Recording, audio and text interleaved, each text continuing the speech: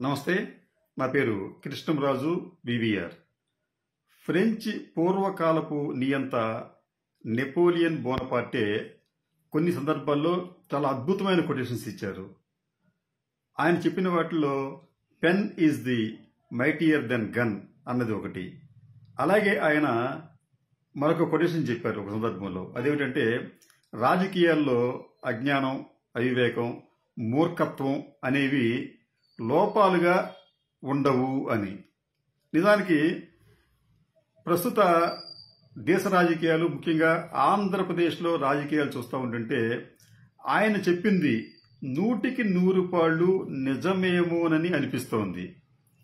ఎందుకంటే నిన్నగాక మొన్న ఆంధ్రప్రదేశ్ ఉప ముఖ్యమంత్రి పవన్ కళ్యాణ్ గారు తన అభిమానులను ఉద్దేశించి మాట్లాడుతూ, మీరు చొక్కాలు చింపుకోండి, మీ బైకులకి సైలెన్సర్లు తీసి అలర్ట్ చేయండి, అంతకన్నా మీకు వేరే ఎంటర్టైన్మెంట్ ఏముంది, మీకు ఎనర్జీ ఇచ్చేది అదే అని చెప్పి ఆయనంటే, మరొక నాయకుడు చంద్రబాబు నాయుడు గారు, ఆయనైతే చాలా అలవోకగా అసత్యాలను పదే పదే వల్లె వేయగల కెపాసిటీ ఉన్న వ్యక్తి.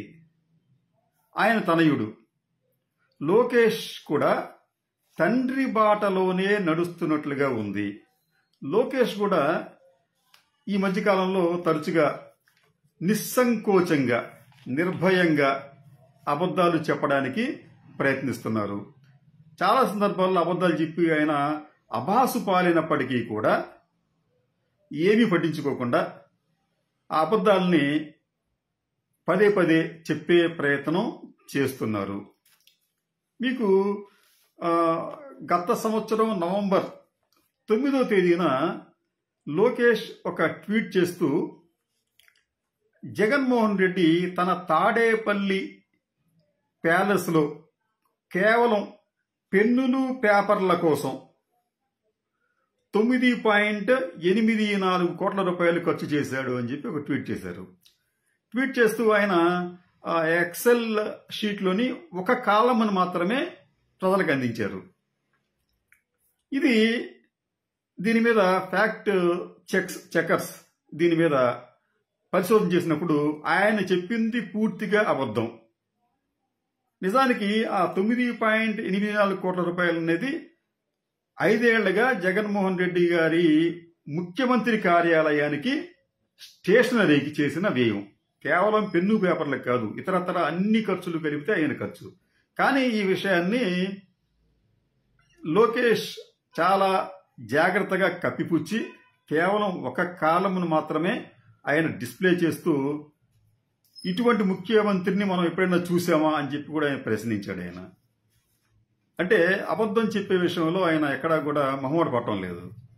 ఇదే లోకేష్ గారు గతంలో, అంటే గత ఎన్నికలకు ముందు ఆయన తండ్రి గారికి ఒక ఆర్టీసీ డ్రైవర్ ఎన్నికల ప్రచార సందర్భంగా షేక్ హ్యాండ్ ఇస్తే ఆ డ్రైవర్ని విధుల నుంచి తొలగించారు అని చెప్పి లోకేష్ ఒక ప్రచారం చేశారు. అయితే వెంటనే ఆర్టీసీ సంస్థ ఒక ప్రకటన జారీ చేస్తూ, ఆయనను ఎక్కడా కూడా సస్పెండ్ చేయలేదు, కనీసం విధుల నుంచి కూడా తొలగించలేదు, ఆయన ఉద్యోగాన్ని చూసుకుంటున్నారని చెప్పి వివరణ ఇచ్చినప్పటికీ కూడా లోకేష్ వినకుండా అదే విషయాన్ని పదే పదే ప్రచారం చేశారు. మరో సంఘటనలో చంద్రబాబు నాయుడిని జగన్మోహన్ రెడ్డి ప్రభుత్వం అరెస్ట్ చేసినప్పుడు ఆయన విడుదల కోసం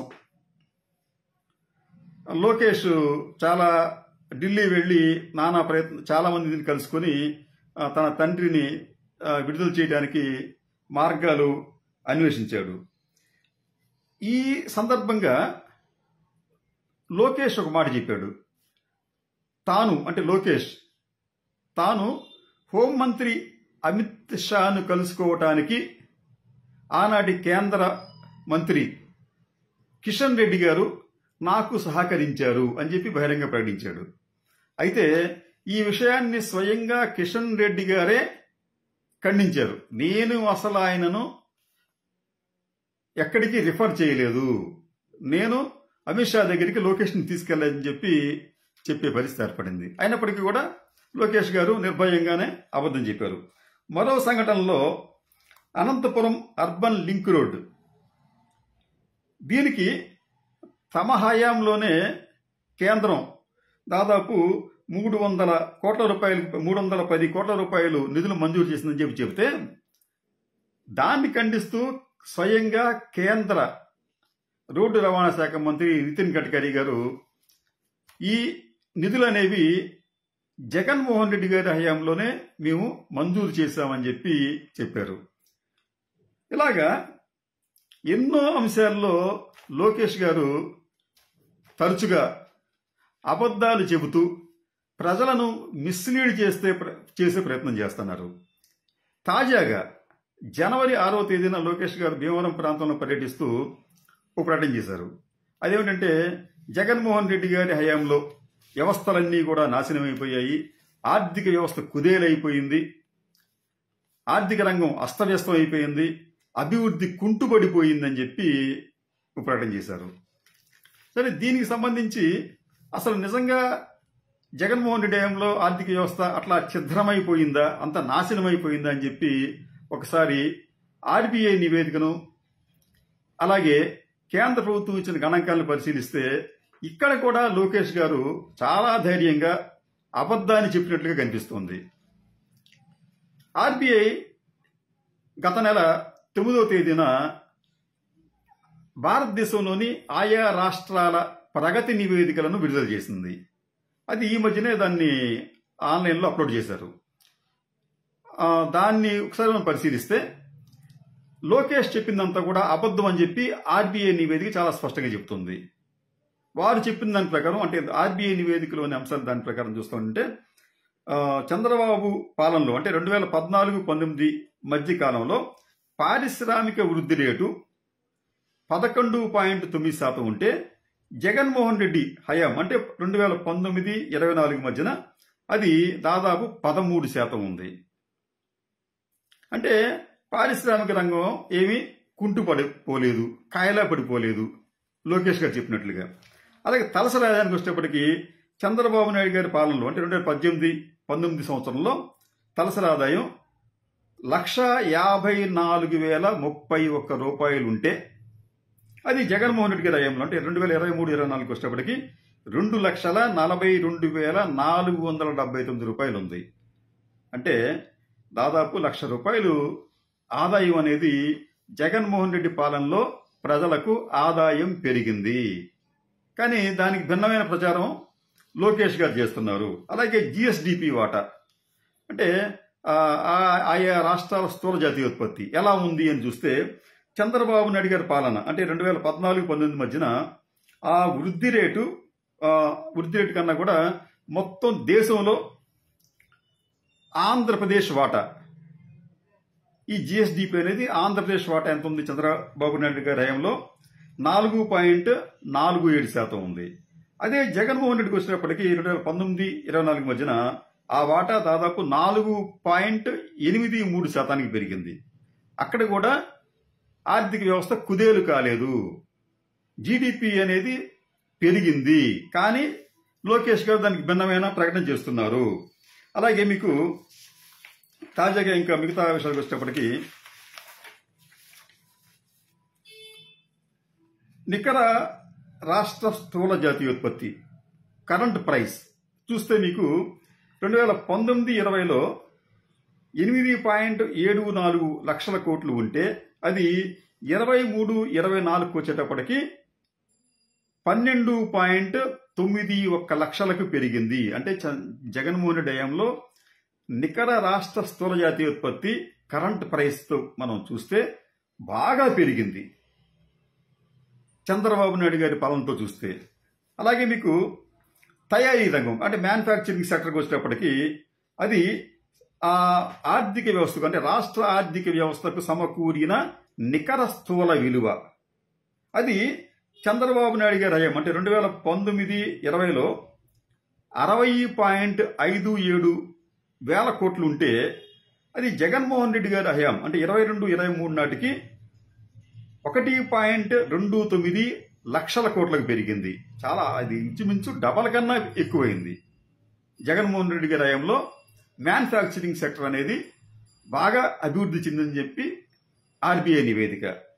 అలాగే వ్యవసాయ రంగ నికర విలువ. చంద్రబాబు నాయుడు గారి హయాంలో ఆ నికర విలువ 2019-20 సంవత్సరం చూస్తే 11.9 లక్షల కోట్లుంటే అది జగన్మోహన్ రెడ్డి గారి హయాంకి వచ్చేటప్పటికి 16.82 లక్షల కోట్లకు పెరిగింది. అంటే వ్యవసాయ రంగ నికర విలువ 11.91 లక్షల నుంచి 16.82 లక్షలకి బాగా పెరిగినట్టుగా మనం భావించాలి. ఇది దేశంలో అత్యధికంగా చెందిన వృద్ధిలో ఇదొకటి. అలాగే మీకు నిర్మాణ రంగం, చాలా జగన్మోహన్ రెడ్డి హయాంలో నిర్మాణ రంగం కుదేలైపోయింది, రంగంలో కార్మికులు పస్తులు ఉన్నారని చెప్పి పదే పదే ప్రచారం చేశారు. ఇది ఒకసారి చూద్దాం.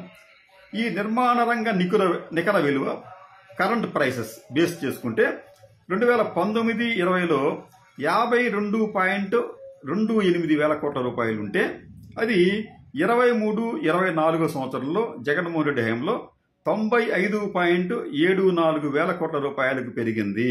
ఎక్కడ 52 వేల కోట్ల రూపాయలు, ఎక్కడ 95 వేల కోట్ల రూపాయలు. అలాగే మీకు పారిశ్రామిక రంగ నికర విలువ చంద్రబాబు నాయుడు గారి హయాం అంటే 2019-20లో అది 1.49 లక్షల కోట్ల రూపాయలు ఉంటే 2023-24 జగన్మోహన్ రెడ్డి హయాంలో అది 2.82 లక్షల కోట్లకు పెరిగింది. ఇది కూడా ఇంచుమించు రెట్టింపు దాకా వచ్చింది ఆ పెరుగుదల కూడా.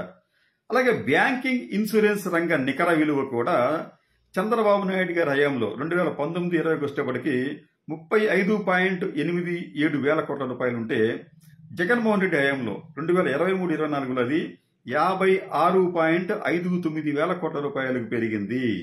సేవా రంగ నికర విలువ అది కూడా చంద్రబాబు నాయుడు గారి హయాంలో 3.21 లక్షల కోట్ల రూపాయలు అంటే 2019-20లో. ఇదే మీకు 23-24 జగన్మోహన్ రెడ్డి హయాంకి వచ్చేటప్పటికి 4.67 లక్షల కోట్లకు పెరిగింది.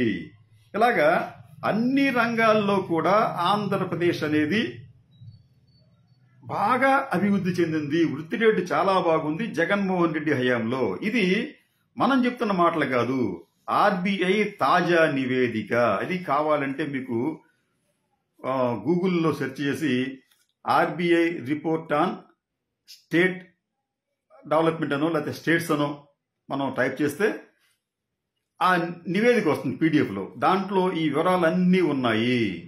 ఇంత విస్పష్టంగా వాస్తవాలు ఉన్నప్పటికీ కూడా చాలా స్పష్టంగా అబద్ధాలు చెప్పే రాజకీయ నాయకుల జాబితాలో లోకేష్ కూడా జాయిన్ కావటం నిజంగా విచారకరం. ఎందుకంటే లోకేష్ ఇంకా చాలా రాజకీయ భవిష్యత్తు ఉంది. ఆయన నిజాయితీకి కట్టుబడి ఉండి వాస్తవాలు మాత్రమే మాట్లాడితే ఆయన భవిష్యత్తుకి బాగుంటుంది. అట్లాగే ఆయనకి క్రెడిబిలిటీ కూడా బాగా పెరుగుతుంది. అలా కాదు, మాకు కూడా అధికారమే పరమావధి, అబద్ధాలు అనే పునాదుల మీదే మేము మా సామ్రాజ్యం నిర్మిస్తామని చెప్పి అనుకుంటే ప్రజలు మళ్ళీ వారిని తిరస్కరించే ప్రమాదం ఉండవచ్చు.